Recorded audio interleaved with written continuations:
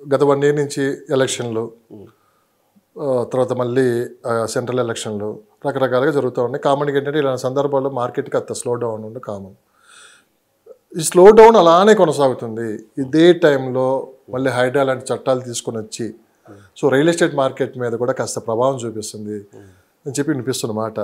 పెట్టుబడులు వస్తాయా రావా, ఇది సామాన్యుల ప్రశ్న అయితే కాదు కానీ జనరల్గా మార్కెట్ వర్గాల్లో జరుగుతున్న చర్చ. ఏం జరుగుతుంది అసలు మార్కెట్లో? ఓకే, రియల్ ఎస్టేట్ నిజంగానే కాస్త డల్గా ఉందా?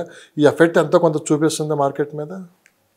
ఒకటే అండి, ఈరోజు పరిస్థితి హైదరాబాద్ రియల్ ఎస్టేట్ అనేది ఒక స్టాగ్నేషన్, స్తబ్దత ఉన్న మాట వాస్తవం. ఈ స్తబ్దత అనేది ఇన్హెరెంట్గా బ్యాక్గ్రౌండ్గా ఇప్పుడు కొంతమందికి వాస్తవాలు చెప్తే ఇష్టం ఉండదు. లాస్ట్ ఎలక్షన్ నుంచే మన తెలంగాణ స్టేట్ ఎలక్షన్ నుంచే కంటిన్యూస్, ఎందుకంటే చాలా రీజన్స్ ఉన్నాయి అందులో. ప్రీవియస్ గవర్నమెంట్ ఆర్టిఫిషియల్గా హైక్ చేశారు రేట్స్ అన్ని, అంటే అఫోర్డబిలిటీ పెంచేశారు. అంటే మీకు నియోపోలిస్లో 100 crores రూపీస్ పర్ ఏకరు, అట్లనే మీకు బుద్ధివెల్లో, అట్లనే మోకిలాలో ఆర్టిఫిషియల్లీ ఇన్ఫ్లేట్ చేసి నమ్మారు ప్లాట్స్ కూడా, ఏది బుద్ధివెల్లో కానీ మోకిల్లా కానీ. అంటే దాని ఎఫెక్టు రియాలిటీకి వచ్చేలాక ఆ హైప్ తగ్గుతుంది. ఇప్పుడు మనకి ఇంత ఉంది, స్టీప్గా ఉంది, ఆ హైప్ తగ్గుతుంది. ఆ తగ్గుతుంది, రియల్ స్టేజ్కి వచ్చింది, ఇప్పుడు రియల్ రేట్స్కి వచ్చినాయి ఇప్పుడు. అంతేగాని టోటల్గా రియల్ ఎస్టేట్ డంప్ అయిందని కాదు. కాకపోతే ఏంటంటే హైడ్రాని మనం ఒక రీజన్ చెప్తున్నాము. హైడ్రా ఎఫెక్ట్ ఏంటంటే ఇనిషియల్గా ఇట్లా ఉన్నా కానీ ఈ further period of within 4-5 months ఇంకా ఫర్దర్గా మీరు చూసుకుంటే ఏంటంటే దాని యొక్క సానుకూల ప్రభావం ఉంటుంది. సానుకూల ప్రభావం ఇక్కడ మీరు చెప్పిన కరెక్టే సార్. మార్కెట్ మరీ స్లో డౌన్ లేదు, మరీ హై లేదు, దాన్ని స్టేబుల్గా ఉంది. 4 factors నేను చెప్తాను. ఒక ఫ్యాక్టర్ ఏంటంటే అఫోర్డబిలిటీ. రేట్స్ ఆల్రెడీ హైక్ అయినాయి, అఫోర్డబిలిటీ లేకపోవడం వలన ఇన్వెస్ట్మెంట్ చేసేవాళ్ళు ఒకటి. Number 2 external factors. ఈరోజు ఇన్వెస్ట్మెంట్ చేసేది ఎవరండి? ఐటీ ఎంప్లాయీస్ ఎక్కువ, ఈ డిస్పోజబుల్ ఇన్కమ్ ఎక్కువ ఉంది కాబట్టి ఐటీ ఎంప్లాయీస్ మిగతా హై ఇన్కమ్ గ్రూప్ అని చెప్పుకోవచ్చు, బిజినెస్ మ్యాన్లు. హై ఇన్కమ్ గ్రూప్ వాళ్ళు ఏంటంటే అటు అమెరికాలో కూడా ఏంటంటే ఐటీ కంపెనీస్లో కొంచెం ప్రాబ్లమ్స్ ఉండే, ఆ ఎంప్లాయ్మెంట్ జనరేషన్ లేదు, ఉన్న వాళ్ళని తీసేస్తున్నారు, ఈ విధంగా కొంచెం ప్రాబ్లమ్స్ ఉంది. దాని యొక్క ఇంపాక్ట్ ఇక్కడ కూడా ఉంది. నెంబర్ థర్డ్ ఇది ప్రాబ్లం కూడా ఏంటంటే యుఎస్ ఎలక్షన్స్, రేపు ప్రెసిడెన్షియల్ ఎలక్షన్స్ నవంబర్ వరకు ఉంది. Number 4 Israel and Palestine, Iran యొక్క ఆ ఇష్యూస్ నడుస్తున్నాయి, దాని యొక్క ఇంపాక్ట్ ఉంటుంది. ఇంకోటి నెంబర్ 5 రష్యా యుక్రెయిన్ వార్. అంటే ఎక్స్టర్నల్ ఫ్యాక్టర్స్ కూడా కొంచెం ఇన్వాల్వ్ అవుతుంది. బయట జరిగే యుద్ధాలు కూడా మార్కెట్ మీద ప్రభావం చూపిస్తాయి. డెఫినెట్గా మీకు అమెరికా ఫండ్స్ ఆగిపోయాయా? ఫండ్స్ కదండి, చాలా రవాణా ఇక్కడ నుంచి నేను చెప్తున్నాను. యుక్రెయిన్ నుంచి మనం ఏదైనా ఇంపోర్ట్ చేసుకోవాలి, లేదా మనం ఇక్కడ నుంచి అక్కడ ఎక్స్పోర్ట్ చేయాలి. యుద్ధం వల్ల ఆగిపోవట్లా, మన ఇంపోర్ట్స్ ఎక్స్పోర్ట్స్, మన రెవెన్యూ రావాల్సిన వాటికి ఆగిపోవట్లేదా? యుద్ధాల వలన మిగతా వాటికి కూడా ఎఫెక్ట్ ఉంటుంది, మిగతా కంట్రీస్ కూడా. It will not be sustain to the one country, one location, అది ఆటోమేటిక్గా స్ప్రెడ్ అవుతుంది. అట్లనే యుఎస్లో ఐటీ కంపెనీస్ యొక్క ప్రభావం, నెగిటివ్ ప్రభావం ఇక్కడ కూడా చూపిస్తుంది. ఏంటంటే మన కంట్రోల్లో లేదు, ఇట్ ఈస్ అన్కంట్రోలబుల్. కానీ ఒక్కటి గ్రేట్ థింగ్ ఏంటంటే ఇండియా ఇప్పుడు కూడా ఒక సస్టైనబుల్ లెవెల్లో ఉంది.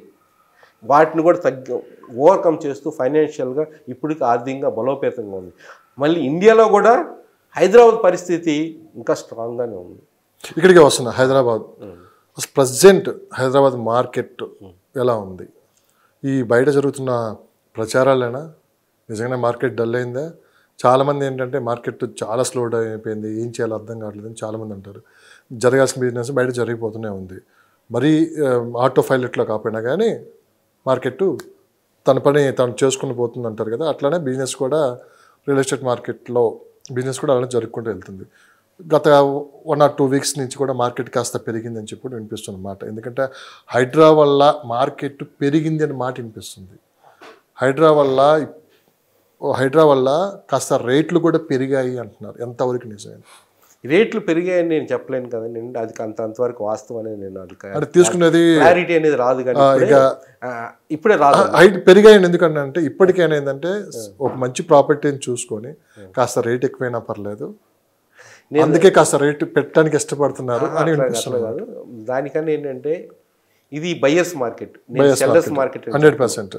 అంటే ఈ టైంలో ఇన్వెస్ట్మెంట్ చేసి ఎప్పుడు బయర్స్ మార్కెట్లో ఇన్వెస్ట్మెంట్ చేసే వాళ్ళకి రిటర్న్స్ వస్తాయి. అంటే మార్కెట్ స్తబ్దతగా ఉంది, అది 100% నేను చెప్పగలను. రేట్లు పెరిగిందని నేను యాక్సెప్ట్ చేయలేను. ఎందుకంటే వాస్తవం ఏదైనా కానీ వాస్తవాలకు నేను ఇందాక ముందు కొన్ని రీజన్స్ చెప్పాను. అది ఇంకో రీజన్ కూడా మర్చిపోయాను యాక్చువల్గా అందుట్లో చెప్పడం. ఆంధ్రప్రదేశ్లో చంద్రబాబు నాయుడు గారు రావటం, ఇక్కడున్న ఆంధ్ర పీపుల్ అక్కడ ఇన్వెస్ట్మెంట్ చేయడానికి ప్రిఫర్ చేయటం ఇన్స్టెడ్ ఆఫ్ హైదరాబాద్లో, అది కూడా ఒక పాయింట్ అనమాట. అంటే ఇన్ని రీజన్స్ వలన అట్లని హైదరాబాద్ యొక్క రియల్ ఎస్టేట్ ఎప్పటికీ చెక్కు చెదరదండి. అంటే మీరు అంటున్నారు కదా ఇప్పుడు ఏది ఆంధ్రప్రదేశ్లో చంద్రబాబు నాయుడు గారు రావడం వల్ల ఎంతో కొంత అక్కడికి షిఫ్ట్ అయిందని చెప్పండి. ఇవన్నీ టెంపరీ అండి, ఇవన్నీ టెంపరీ. ఇప్పుడు నేను ఇంకో విషయం చెప్తాను. హైదరాబాదులో ఇన్వెస్ట్మెంట్ చేసేవాళ్ళు ఆంధ్ర వాళ్ళే కాదు, ఇది జస్ట్ ఒక 5% మేబీ ఆ 10% మ్యాక్సిమం. కానీ హైదరాబాద్ చూస్తుంది గ్లోబల్ మార్కెట్. రేవంత్ రెడ్డి గారు కూడా ఇదే మాట చెప్పారు. గ్లోబల్ మార్కెట్ వీఆర్ ప్రపంచంతో పోటీ పడుతున్నాం, ప్రపంచంతో పోటీ, గ్లోబల్ ఇండస్ట్రీస్ అట్రాక్ట్ చేస్తున్నాం, మనం గ్లోబల్ ఇన్వెస్టర్స్ని అట్రాక్ట్ చేస్తున్నాం. ఇండస్ట్రీస్ గ్లోబల్గా ఇండస్ట్రీస్ వచ్చినప్పుడు, అట్లనే ఇన్వెస్టర్స్ గ్లోబల్గా వచ్చినప్పుడు హైదరాబాద్ యొక్క డిఫరెంట్ గేమ్ ప్లాన్ యాక్చువల్గా. మీకు అందుకని హైదరాబాద్కు ఉన్న ఇన్హెరెంట్ అడ్వాంటేజ్ చాలా ఉన్నాయి. మనం ఆల్రెడీ ఇంతకుముందు వీడియోస్లో ఒక స్ట్రాటజిక్ లొకేషన్ కానీ, క్లైమాటిక్ కండిషన్స్ కానీ, ఇన్ఫ్రాస్ట్రక్చర్ డెవలప్మెంట్ కానీ చూడండి. ఇప్పుడు ఇన్ఫ్రాస్ట్రక్చర్ డెవలప్మెంట్ ఎలా ఉంటుందో, అవుటర్ రింగ్ రేపు 10 years తర్వాత చూడండి అవుటర్ రింగ్ రోడ్కి రీజనల్ రింగ్ రోడ్ మధ్యన డెవలప్మెంట్ ఏ విధంగా ఉండబోతుంది. ఈ అవుటర్ రింగ్ రోడ్కి RRRకి ఈ మధ్యలో అసలు ఏం జరుగుతుంది? అసలు ఇప్పుడు చాలా మంది ఆలోచన ఏంటంటే మార్కెట్ ఏమో కదా స్లోగా ఉంది, ఇప్పుడు ఇన్వెస్ట్ చేయొచ్చా లేదా, మరి కొంతకాలం వెయిట్ చేయాలా? సో ఇప్పుడు ఇన్వెస్ట్ చేయాలంటే సిటీలో అయితే కొనే పరిస్థితిలో లేదు, అవుటర్ రింగ్ రోడ్డు ఆ చుట్టుపక్కల కూడా కొనే పరిస్థితి లేదు, ఇది కామన్ మ్యాన్. ఇప్పుడు అందరికీ ఉన్న ఏకైక ఆప్షన్ భవిష్యత్తు కనపడుతున్న ప్లేసు RRR చుట్టుపక్కల. RRRకి అవుటర్ రింగ్ రోడ్ మధ్యలో ల్యాండ్, మధ్యలో అసలు ఏం వస్తున్నాయి, ఏ ప్రాజెక్టులు వస్తున్నాయి, ఎలాంటి ఇన్ఫ్రాస్ట్రక్చర్ డెవలప్ అవుతుంది, ఎలాంటి కంపెనీస్ వస్తున్నాయి, ఇప్పుడు ఇన్వెస్ట్ చేస్తే ఎన్ని సంవత్సరాలకి అప్రిషియేషన్ వస్తుందని చెప్పి చాలామంది చాలా రకాల డౌట్లతోటి, చాలా అపోహాలతోటి మార్కెట్లో జరుగుతున్న కొన్ని పరిణామాలను చూసి ఒక ఆలోచన దూరంలో పడ్డాడు. ఒక సీనియర్ మార్కెటింగ్ ఎక్స్పర్ట్గా రియల్ ఎస్టేట్లో మీరేం చెప్తారు? మార్కెట్ స్తబ్దతగా ఉన్నప్పుడే బయర్స్ మార్కెట్లోనే ఇన్వెస్ట్మెంట్ చేయాలి. తెలుగుగల వాళ్ళు చేసే స్మార్ట్ ఇన్వెస్ట్ ఎప్పుడు ఏంటంటే పెరిగిన తర్వాత ఇన్వెస్ట్మెంట్ చేస్తే రిటర్న్స్ రావు. ఈ టైంలో నిజంగా డెవలప్డ్ మొన్నటి వరకు ఏమనుకున్నాం, లాస్ట్ మంత్ వరకు కూడా పెద్దగా పాలసీ డెసిషన్స్ తీసుకోవాలి రేవంత్ రెడ్డి గారు కూడా. కానీ లాస్ట్ 1 month 2 months నుంచి స్ట్రాటజిక్ కొంచెం డెవలప్మెంట్, ముఖ్యంగా మూసీ రివర్ది కానీ, ఇటు హైడ్రా ఎఫెక్ట్ కానీ, ఇంకోటి ఏంటంటే రీజనల్ రింగ్ రోడ్డుకి చాలా ఫోకస్ చేస్తున్నారు. ఇప్పుడు అవుటర్ రింగ్ రోడ్డుకి ఎంత డెవలప్మెంట్ దానివల్ల వచ్చిందో దానికన్నా 2 RRR వల్ల రాబోతుంది. కారణం ఏంటంటే between that lot of place ఉంది. రేడియల్ రోడ్స్ తీసుకురాబోతున్నారు, more than 60 రేడియల్ రోడ్స్ తీసుకురాబోతున్నారు. more than 1712 kilometers of the roads వేయబోతున్నారు ఈ మధ్యలో. అంటే ఒక అఫోర్డబిలిటీ, నేను చెప్పాను కదా, ఓవరాల్ లోపల అఫోర్డబిలిటీ లేదు, కానీ ఒక కామన్ పర్సన్ కూడా ఏంటంటే బయటికి అవుటర్ రింగ్ రోడ్ కానీ రీజనల్ రింగ్ రోడ్ వరకు చాలా ప్లేస్ ఉంది కాబట్టి ఇన్వెస్ట్మెంట్ చేయడానికి మంచి అవకాశం, అఫోర్డబిలిటీ ఉంది కాబట్టి ఫ్యూచర్లో కనెక్టివిటీ, రోడ్ కనెక్టివిటీ ఎప్పుడైతే డెవలప్ అవుతుందో, ఇన్ఫ్రాస్ట్రక్చర్ ఎప్పుడైతే డెవలప్మెంట్ అవుతుందో ఇండస్ట్రీస్ వస్తాయండి. అంటే మీరు అనేది ఏంటంటే సిటీ దాటైతే మీరు చెప్పినట్టు అవుటర్ రింగ్ రోడ్కి RRRకి మధ్యలో కొనుక్కుంటే ఒక 5 to 10 yearsలో మంచి 10 years ఉంది. 10 years అయితే పడుతుంది. ఇది లాంగ్ టర్మ్ ఇన్వెస్ట్మెంట్. ఇప్పుడు నేను చెప్తున్నా కదండి, రీజనల్ రింగ్ రోడ్ దగ్గర ఈ రోజు కూడా regional ring road loan marking చేసిన తర్వాత కూడా 7,000 rupees per square yard locations ఉన్నాయి. ఏ లొకేషన్ అండి? ఇటు కేశంపేట కానీ ఇప్పటికి తలకొండపల్లి కానీ 7,000 రీజనల్ రింగ్ రోడ్ లోనే స్క్వేర్ యార్డ్. అంటే మనం ఎక్స్ప్లోర్ చేయాలా, ఇన్వెస్ట్మెంట్ టైం హారిజన్ ఇవ్వాలా, అంటే కొంత టైం పేషెన్స్గా వెయిట్ చేయాలా. ఇప్పుడు మీకు రేడియల్ రోడ్స్ కూడా మీకు మనం చెప్తున్నాం సౌత్కి బాగా డెవలప్ అవబోతుంది. సౌత్ మీకు పెద్దగోల్కొండ ఎగ్జిట్ నెంబర్ 15 నుంచి మధురాపూర్ ఏదో ఇంకో ప్లేస్కి ఒక రేడియల్ రోడ్ ఇచ్చారు. అట్లనే కేశంపేటకి ఒక రేడియల్ రోడ్ ఇచ్చారు. ఇవన్నీ ఎగ్జిట్లు అనమాట. అక్కడి నుంచి తలకొండపల్లి ఒక ఎగ్జిట్ ఇచ్చారు.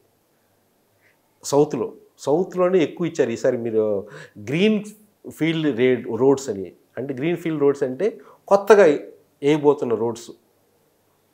కొత్తగా అయిపోతున్నారు స్ట్రైట్ రోడ్స్ అనమాట. అంటే మీకు సౌత్లో డెఫినెట్గా బ్రహ్మాండంగా డెవలప్మెంట్ ఉంది.